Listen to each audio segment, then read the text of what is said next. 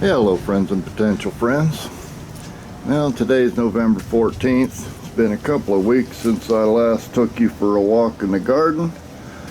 I figured I'd walk around and show you what's going on. Got a lot of good things happening and a few not so good things.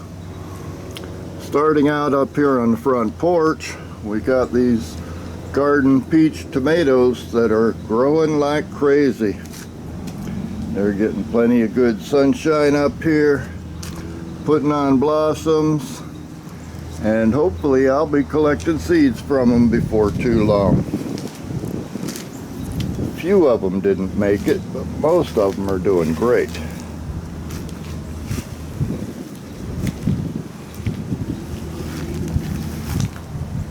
And of course the basil at the top already starting to blossom.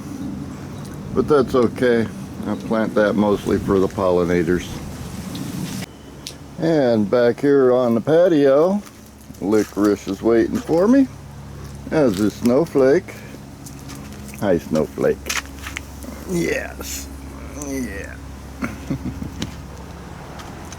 Pineapple's still doing good. Cactus is still doing good.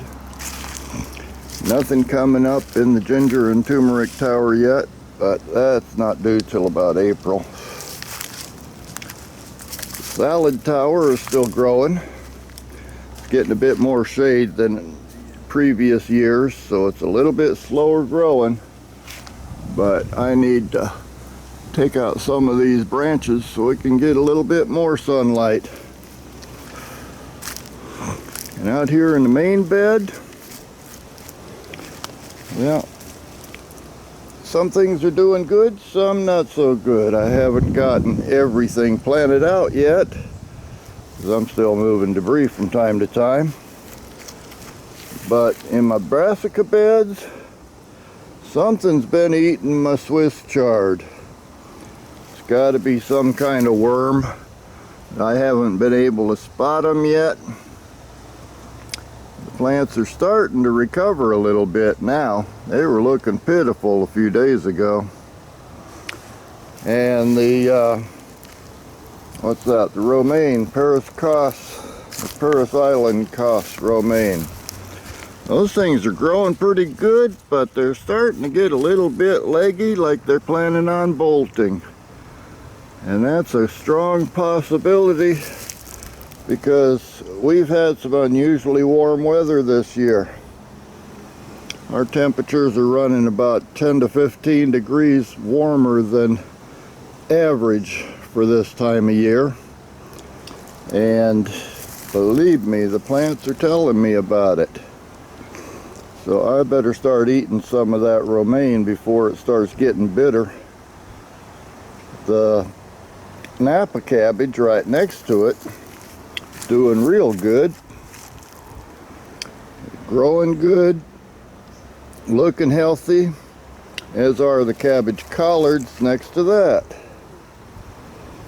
Now, something I've noticed on a slightly different topic, about a month ago, right after Milton, a lot of the online weather guessers started talking about Nadine long before it formed. And the thing that I noticed that made me really notice it is our local TV weather guessers started talking about the online weather guessers. Now, the ones here in Central Florida never pointed out anybody by name, but they did give some vague warnings about them. But then they stopped giving warnings. And what they started to do, which I was really kind of surprised at, is they started talking about the storms much sooner than they ever used to. Used to be they wouldn't mention a storm until it was actually named. But in this year, basically since Milton, they've been talking about the possibilities of the storms forming as much as 2 weeks before it actually happens. which is kind of like what the online weather guessers have been doing. Net result of that, in my opinion, is that we know about the possibilities of these things happening much sooner in the cycle.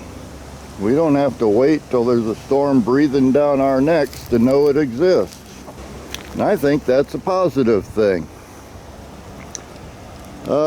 Let's see, back in the garden, comfrey's coming back good, as is that basil that came back on its own. I had planted my cumin in here and it all promptly died.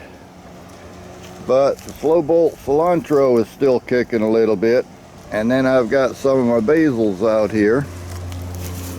Over in this bed, something ate all my kale. There's just a few little sticks left. So I've got more kale seeds in the lab germinating, and I'll be filling them in again. And that one, what was even worse, whatever ate the kale apparently came over here and ate my carrots. I had quite a few. It wasn't completely filled out, but there were quite a few that had sprouted and were coming along. And now there's only a handful of seedlings in here. So I spread some more seeds in there the other day. Hopefully they'll come back and not get eaten. And this was my red acre cabbage down here. And something's been eating on it. Right next to it is the golden acre cabbage that I direct sowed. They're starting to pop up, and so far nothing's eaten them, but I'm not sure how long that's going to last. Then I've got a little bit more basil planted in here, and at the far end I planted another patch of carrots, and they're coming up nice. This is how the first patch was starting to look before it all got eaten. So I'm just hoping that whatever's been eating this stuff will get chilly and leave it alone. I say get chilly because we're supposed to have a couple of fronts headed this way. One of them is supposed to drop our temperatures a few degrees, but then the second one, due sometime next week, Wednesday or Thursday, they're saying now it should drop our temperatures down to what would be normal for this time of year. Only problem is that second front might be pushing a tropical system ahead of it. Looks like we may have Sarah coming to visit next week. Don't know for sure where she's going to go, but everybody seems to think she's headed for Florida somewhere. And quite frankly, I've had enough of these storms for this year. The garlic popping up nicely. I won't be harvesting that until April or May. Over here in this bed, looks like there's nothing in here, but I had a bunch of potatoes in the kitchen that started sprouting. So I stuck them in the dirt out here.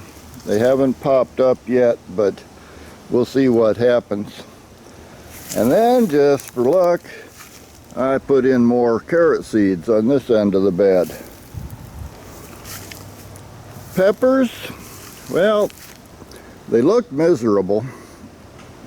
They've looked miserable since Hurricane Milton came through, but they're producing. I've got the lemon spice jalapenos down here.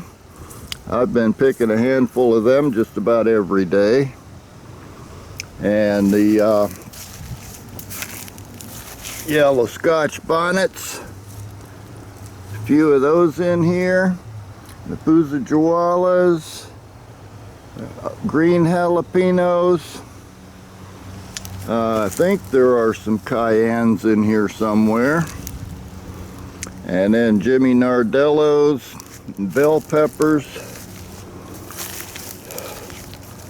They took a break during July and August, but then when the rains came in September, they started producing good again. And my guess is they're going to keep on producing until the weather just gets too cool for them. The only other tomatoes I have growing right now are my Praxis cherry tomatoes. Got 5 of them surviving, one at the end that didn't make it. But they're looking strong. Haven't seen any blossoms yet, but that probably won't take much longer. A few more pineapples back here that I still need to clean up and get the weeds out of. And then the asparagus, still growing, though getting kind of slow. It has been dry here for the last month, so I try to keep things watered, but I'm being a little bit stingy with the water because I don't know how long it's going to have to last. But anyway, I'm trying to keep things alive and still getting plenty of peppers, so it's not a total loss. And back here in the mini orchard, Meyer lemon is still looking okay. I need to clear the moss off of it. The loquat is still doing good. My Florida avocado is trying to stand up. I did prop it up a little bit. Pomegranate, well, doesn't seem to change a whole lot, but it's slowly getting bigger. I did clear out quite a bit of the weeds out of the pineapple plantation. I think there's about 8 or 10 pineapples left in here, and a lot more clearing to be done. And over on this side, we've got, well, my fig tree is not looking good. I see a little green spot at the very top of it, so it's not dead yet, but it sure is struggling. And then there's a little bit of ginger and turmeric planted in there that I put in last year. Sugar cane, still doing what sugar cane does. And the Ponderosa lemon, it can't decide what it wants to do. I mean, it had blossoms on it a month ago and still has fruit on it from last year, but the fruit's not getting very big. Well, it's only 4 years old, so can't really complain about that. The mulberry got good new growth down here at the bottom and pretty good growth up there at the top. And I need to trim that back, and I need to trim back this holly some more. And there are still a few branches in here that I need to take out that came down in Milton. Here's some more ginger and turmeric back here. And surprise, surprise, my moringa tree is still alive. I thought that died last year. Well, we both get to see that one together. It's coming back. And not only that, looks, oh, that's just another branch, okay.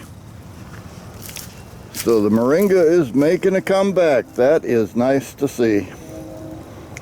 Beauty berries are winding down. I didn't do anything with them this year.